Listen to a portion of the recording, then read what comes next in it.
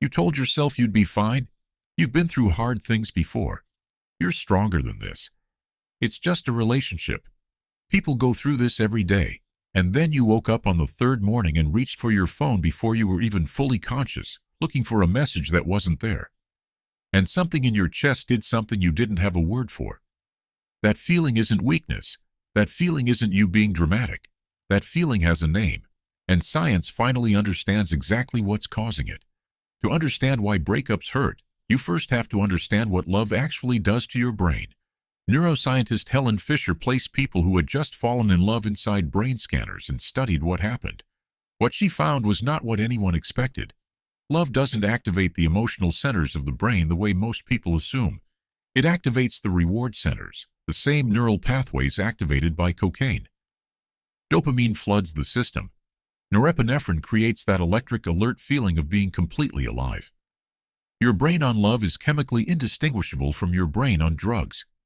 And this is why, when the relationship ends, what follows is not just sadness, it is withdrawal. Real, physiological, neurologically measurable withdrawal. Your brain was receiving a chemical it had come to depend on, and it has just been cut off without warning.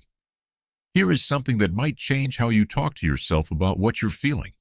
The pain of a breakup is not metaphorical. In 2011, researchers at Columbia University showed participants photographs of their ex-partners while scanning their brains, the same regions that activate during physical pain, the same areas that fire when you burn your hand or break a bone, activated when they looked at the person who had left them. Your brain processes social rejection through the same neural pathways as physical injury. This is why it feels like something is physically wrong. This is why your chest aches. This is why you can't eat. This is why sleep feels impossible. You are not being dramatic. You are not weak. You are injured, in the most literal neurological sense of that word. But the neurological withdrawal is only part of what makes breakups hurt so much.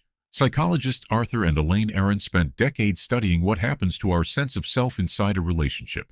Their research revealed something most people never consciously notice. When we enter a deep relationship, we don't just add another person to our life. We incorporate them into our identity. Their preferences become ours. Their world becomes ours. The way we see ourselves becomes partially constructed through how they see us.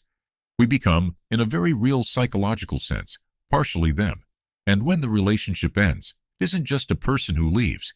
It is a version of yourself that only existed in relation to them. Psychologists call this the loss of self-expansion. And research consistently shows that the more you grew as a person inside the relationship, the more disorienting its ending becomes.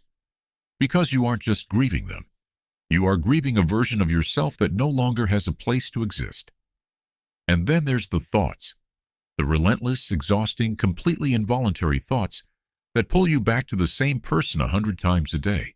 Helen Fisher's brain scan research found that people who had recently experienced a breakup showed activity in the same brain regions as people experiencing obsessive-compulsive disorder. The brain doesn't process the end of a relationship as a completed event. It processes it as an unresolved problem. And the brain hates unresolved problems.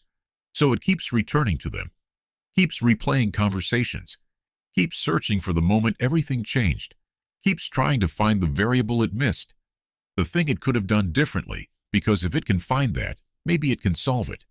Maybe it can fix it. Maybe it doesn't have to be over. Your brain isn't torturing you. It is doing exactly what it was designed to do. It just hasn't accepted yet that this particular problem cannot be solved. Here is what nobody tells you about heartbreak. The intensity of your pain is not a measure of your weakness. It is a measure of your capacity.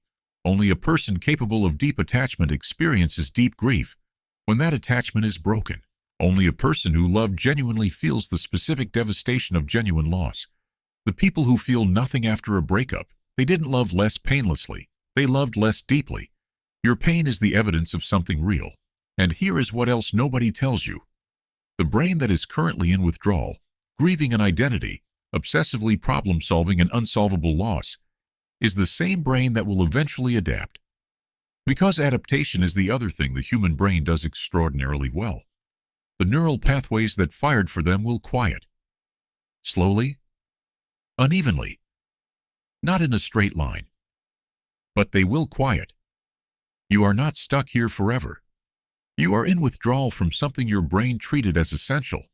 You are grieving a version of yourself that only existed in one specific context. You are trying to solve something your mind hasn't accepted yet is already over. All of that is painful in ways that words rarely do justice to. But none of it is permanent, and none of it, not a single part of it, means that what you felt wasn't real, wasn't valid, wasn't worth feeling. It means you were present. It means you were open. It means you loved without protecting yourself from the possibility of loss. That is not something to be ashamed of. That is something to carry forward, carefully, and with a little more knowledge of what you're actually made of. If this explains something you've been living through, share it with someone who needs to understand why it hurts this much. Subscribe to Mind Patterns, because understanding what's happening inside you is the first step to moving through it.